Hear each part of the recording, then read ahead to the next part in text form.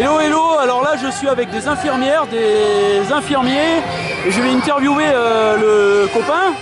Au passage j'aurais voulu juste que les copines disent un petit mot histoire de faire une parité aussi, homme-femme, c'est important le féminisme. Oui c'est vrai, le métier d'infirmière est très difficile avec les horaires, les manques d'effectifs, les 3 milliards d'économies de Marisol Touraine, les 22 000 postes supprimés, oui. Les groupements hospitaliers territoriaux qui se profilent et je passe la main à mon collègue. Ok, merci. Facile. Alors donc, quelle était la question? Parce que je n'ai pas entendu avec le bruit. En fait, je demandais tout simplement de parler de manière générale de vos conditions de plus en plus difficiles. Alors oui, c'est un peu ça. Oui, effectivement. On peut le dire comme ça, c'est même un euphémisme. Puisque dans les hôpitaux, publics et privés, parce que la situation se dégrade partout, on a depuis de nombreuses années un sous-effectif chronique qui continue de s'aggraver avec des plans d'économie qui tombent successivement chaque année dans les hôpitaux. On nous demande de faire des économies qui en fait... les économies que nous demande de faire, par exemple les 3 milliards d'économies demandées sur le budget des hôpitaux publics, ça correspond au service de la dette, c'est-à-dire les emprunts toxiques que doivent rembourser les hôpitaux aux banques. Donc on nous demande à nous de faire des économies sur les effectifs, parce que c'est 70% du budget d'hôpital, c'est les effectifs. Ouais. On nous demande à nous de faire des économies pour rembourser les emprunts toxiques que nous ont filés les banques. Quoi. Et c'est grave parce que c'est des économies sur la santé des gens. Alors c'est des économies évidemment qui se font d'abord sur la masse salariale, donc sur les effectifs, et qui ont comme impact d'aggraver les conditions de travail des personnels qui vous prennent en charge. Oui. Et donc au final, parce qu'aujourd'hui encore, de par le professionnalisme des gens, on choisit d'être soignant. On n'est pas soignant par hasard. Donc une vocation. On choisit d'être soignant, voilà. C'est une vocation, on choisit d'être soignant pour aider les gens et pas pour leur délivrer des soins de qualité médiocre. Donc ouais.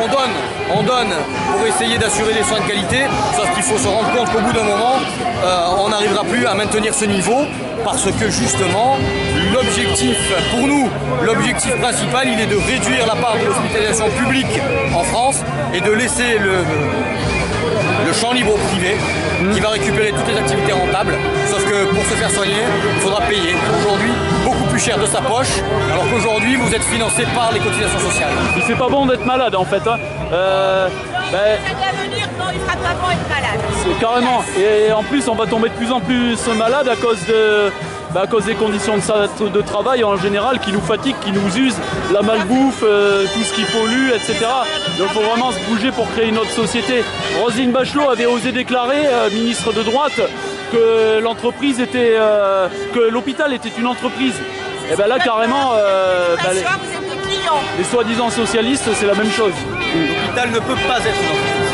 L'hôpital ne peut pas être une entreprise. Bah non, carrément pas. On ne peut pas dégager du profit sur la santé des gens, c'est tout simplement pas possible. Bah, c'est juste odieux.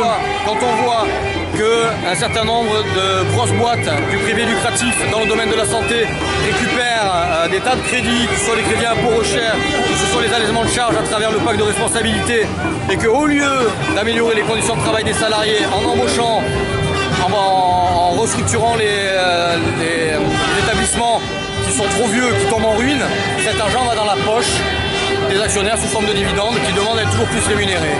Donc au bout d'un moment, il est évident que quand on n'a plus les moyens de soigner, on descend dans la rue, pour le dire.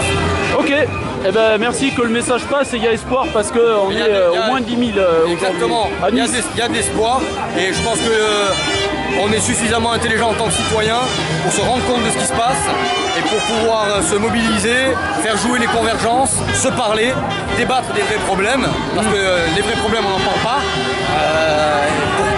pour contraindre nos politiques à commencer par nous écouter et ensuite agir. Ok, eh ben merci. Merci à vous. Faites passer ces vidéos les amis. Merci. Pas de problème, merci. Au revoir. Au revoir.